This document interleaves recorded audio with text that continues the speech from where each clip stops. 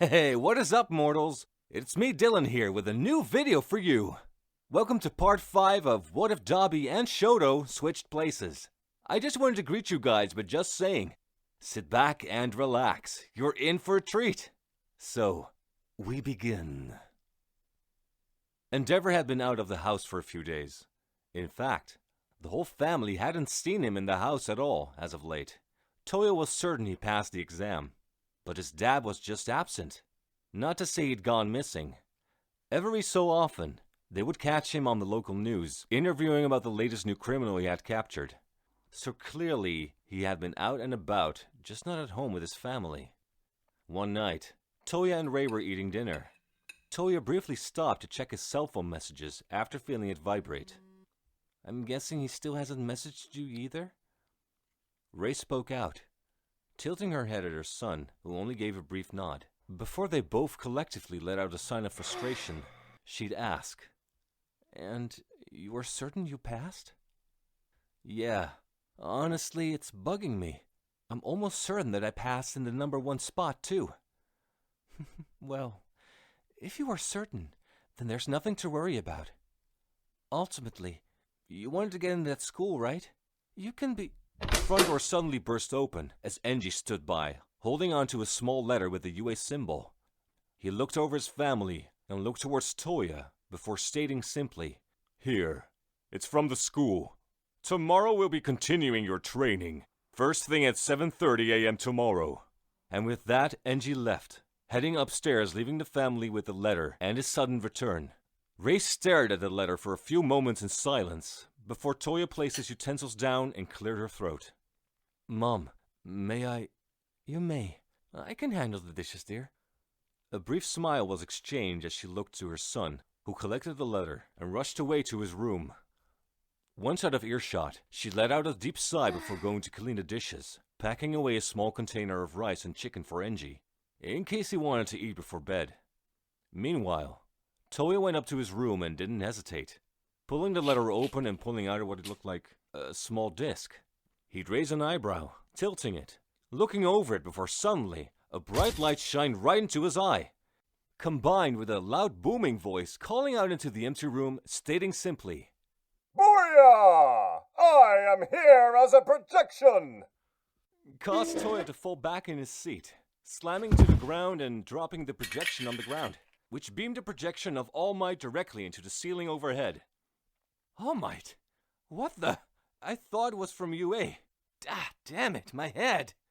He'd raise his hands, holding onto the back of his head for a few moments, the noise causing his mother to approach the stairwell and yell upwards, Sweetie? Everything okay up there? Yeah, don't worry about it. The brief moment of yelling actually caused Toya to miss a few lines from All Might.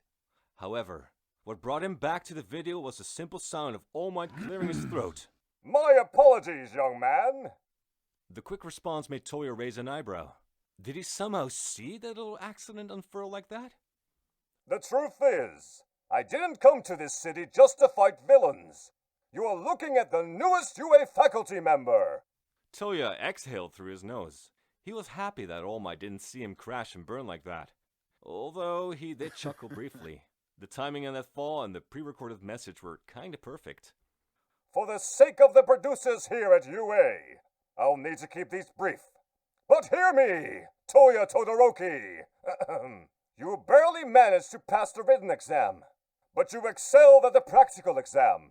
So much so that you wound up in 2nd place at 75 points overall. Why you should work on your book smarts going forward. We here at UA believe that you are more than capable of excelling within the halls of this great establishment.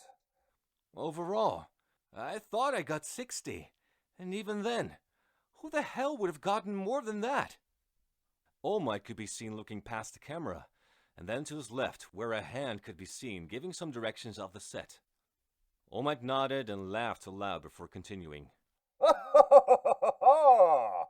Oh, excuse me. I completely forgot. Yes, you were graded directly based on the impact you had when taking down villains, and your point total for taking down villains racked up to a staggering 60.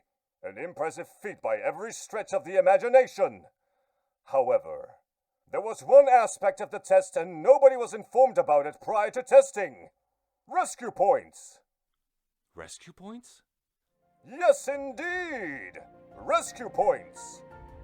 A group of faculty members were behind the scenes, watching every corner of every street for encounters wherein which any student saves or aids in another and grants the savior points for helping one another.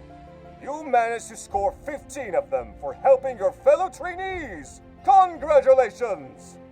All Might took a step forward, the camera focusing on his face as he delivered these next lines from his chest, placing a great deal of emphasis in his words. Welcome, Toya Todoroki! You have made it! You are now part of the Hero Academia! The projection ended, and Toya slowly got to his feet, grabbing the small hologram and rubbing his eyes. He felt emotional about the whole event. He wasn't going to cry. He knew that he was going to make it, but he dreamt about this moment for so long. Ever since his first sibling was born, he always thought he was going to be robbed of his opportunity. And now he had it. He had a real chance to be a hero, just like his father. Only, then it did hit him. Crap. Second! Oh, Enji's going to be so angry. Who the hell could have actually scored higher than he managed to? Either way, he tried to set his fears of informing his father about the situation aside and went to look over the rest of the paperwork. It was just that, paperwork. Information on the school, the start date, the other students in his class, and so on. Stuff that bored him for the most part, but getting those names might be useful. He'd eventually get into bed, overjoyed at the news. So much so that sleeping became a difficult task. This video is sponsored by Honey. Honey is a free browser add-on available on Google, Opera, Firefox, and Safari. If it's a browser, it has Honey. Honey automatically saves you money when you check out on sites like Amazon, Papa John's, and Kohl's. Wherever you shop, it's a good chance that Honey can save you money. All you have to do when you're checking out at these stores is to click that little orange button and it will scan the entire internet and find discount codes for you. If there's a coupon code, they will find it. And if there's not a coupon code, you can rest assured that you're getting the best price possible. If you install Honey right now, you can save like $50 to $100 on your shopping, doing nothing. There's literally no reason not to install Honey. It just takes 2 clicks, 10 million people use it, and it has over 100,000 5-star reviews. Unless you hate money, you should install Honey. The next morning, Toya awoke from what felt like more of a nap than a full night of sleep and came down at 7 o'clock sharp. He began putting his jacket on, only to find his father sitting down on a couch, waiting for his son.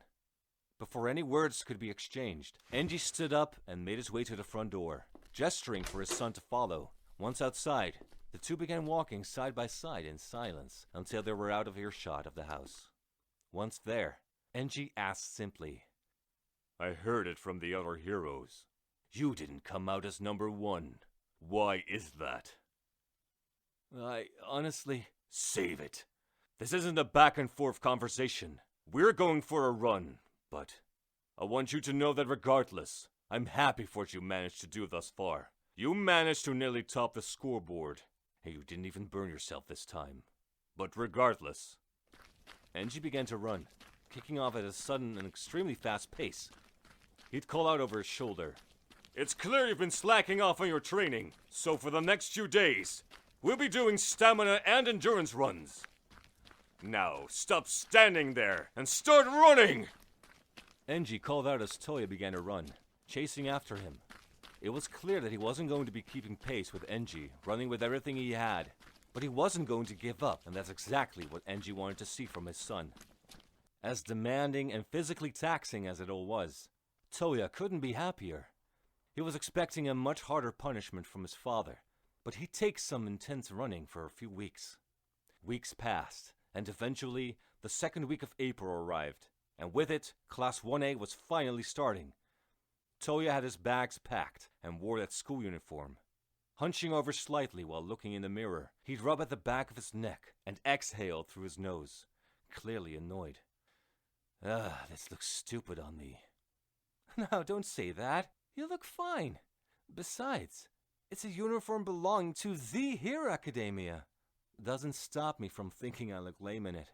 Regardless, breakfast was nice, Mom, but I think I really need to get going. And you're sure you don't want me to take you this morning? I know your father was busy, but I can still... No, I think I'd rather take the bus. I'd rather not attract attention to myself on the first day more than I already will.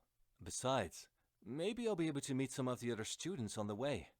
He slowly got up from the table and moved towards the couch where he left his luggage. Throwing his duffel bag over his shoulder, he smiled towards his mother. I'm proud of you, honey. Please, call once you get there, and be safe. Please. The two waved at one another as Toya began walking to the local transit. He was currently knocking names around for himself in his head.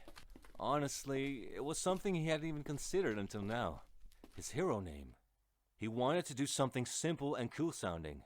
Something that was easy to remember. Blue Flames. Nah. Azure Burn? Sounds more like an attack. Maybe. He thought to himself before he heard his phone vibrate. He got a goodbye message from his mom. It was a family photo from when everyone was younger.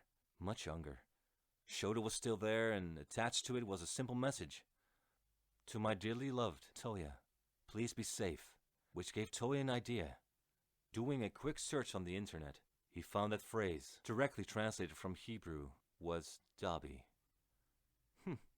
Has a nice ring to it. Dabi. Thank you all for indulging yourselves in all this information thus far. I hope you enjoyed it. Now, there are a few more things that I'd like to go over before the video ends. Firstly, I'd like to thank our patrons. BD Flames, Ethan Davis, Terry Chills, Shifter Meals, Adam Zagel, Sil, XAV Beat 03, and Joshua Phelps. Secondly, I'd also like to thank all of our YouTube members. Toya Costa, Rob the King, Sith Lord 906, CF2364, and Knuckles, Remo Tempest, Angel Juarez, Donald C. Stewart, Brian Greer, and Demonized Fox. And thirdly, if you're in the mood for some great storytelling, We the Celestials has got you covered. Our We the Celestials My Hero Academia and Naruto What If channels retell the story of their namesake anime with a twist. Check it out if you're interested.